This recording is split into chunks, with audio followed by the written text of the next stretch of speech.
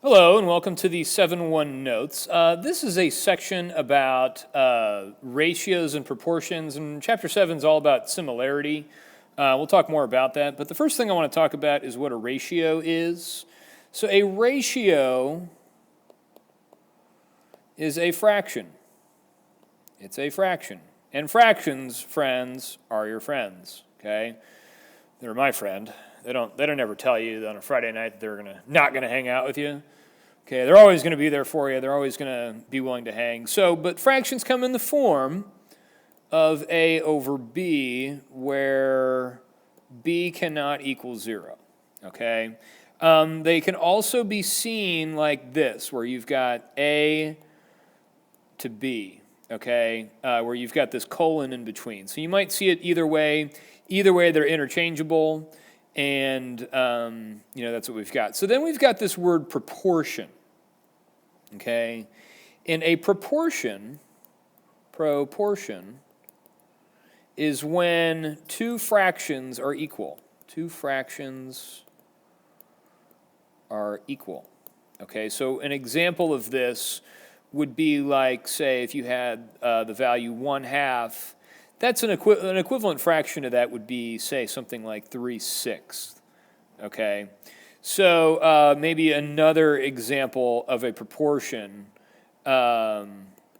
would be something like if I had, say, 3/10, that would be equivalent to 6 out of 20, okay?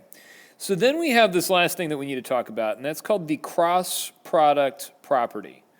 So the cross product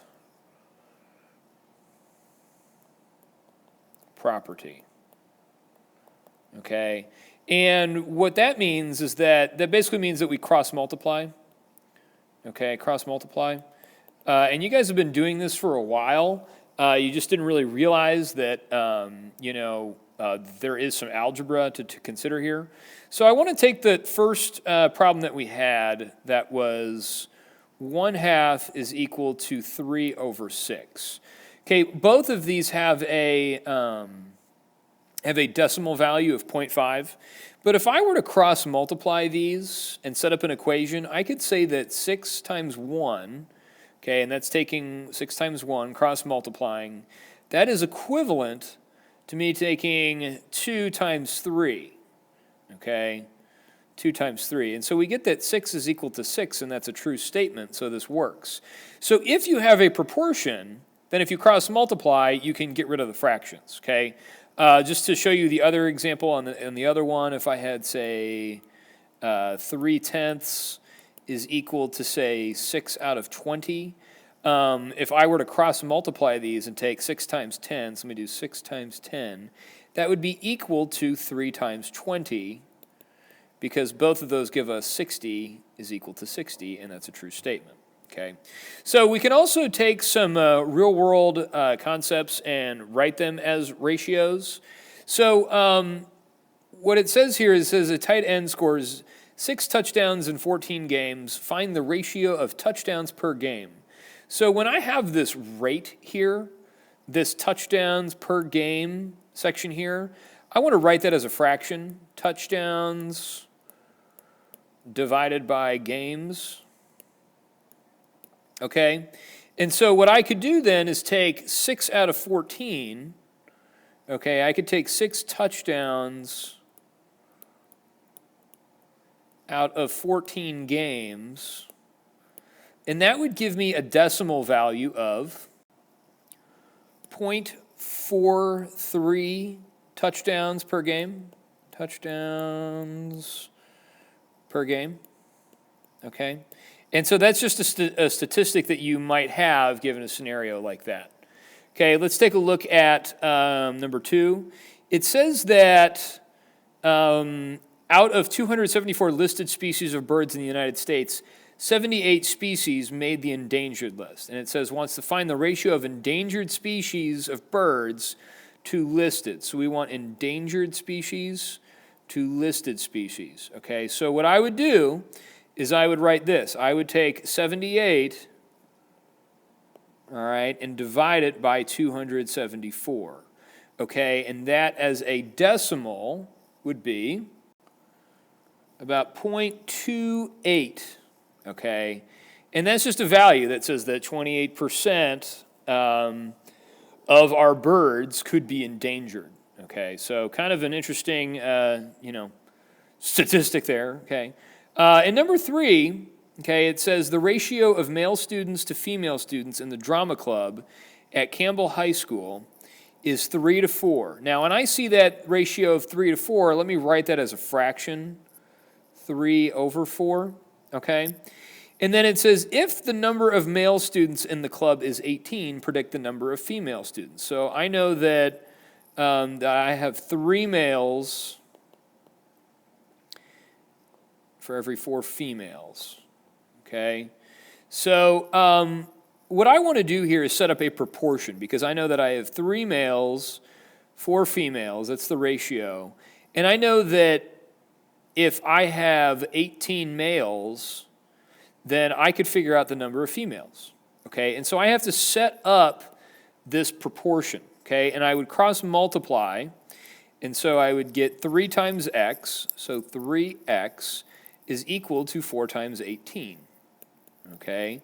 And then I would divide everything by 3 and divide everything by 3. So you get x is equal to 4 times 18 divided by 3. And you guys have been doing this for a while, where you have to cross multiply and divide. But there is some algebra involved here. It's not just some simple trick that you have to do this, okay? And so, but if I evaluate this and I take 4 times 18 divided by 3, I'm going to get an x value of 24. And that is a value of females, okay? So if there's 18 boys in the class, then there's 24 females, okay? All right, let's go ahead down here, and it's just to solve each proportion. I'm going to use the cross product property to do so. I'm going to multiply across each of these. So I'm going to take 5 times x is equal to 2 times 40. And so if I divide everything by 5 and by 5, x is really equal to 80 divided by 5, so x is equal to 16 in this case, okay? So something that we're fairly familiar with. Okay, same thing here in number 5. I want to cross multiply and set up an equation. So 4 times 35 is equal to 8 times 5x, okay? So let's kind of simplify this a little bit. Let me do... if I did 4 times 35, that's going to give me 140. And that's equal to 8 times 5 gives me 40x. Okay, and then I would divide everything by 40 and by 40. And that's going to end up giving me that x is equal to 3.5. Okay. So again, you may not be able to use the whole cross multiply and divide thing, because you might not have just a single variable. Okay, you might have something else. And that's really apparent in number 6. Okay, let's do that one too. If I have this and I want to solve for x, I'm still going to cross multiply. Okay, I'm going to take 3 times 7. But then when I take 2 times x plus 1, this is a quantity. And I need to do 2 times the quantity x plus 1. So I need to then distribute my 2 here. So 3 times 7 gives me 21 is equal to 2x plus 2. So if I subtract 2 from both sides, then I get that 2x is equal to 19. And then I divide by 2 and by 2. So then x is going to equal 9.5. Okay, so that might be something that you will see fairly often. Okay. On number 7, this is something that you'll see on the ACT exam. You'll see this kind of in a lot of standardized tests, and it's a pretty standard geometry question. But what it says here is that the ratio of the measures of the sides of a triangle is 3, 5, and 7.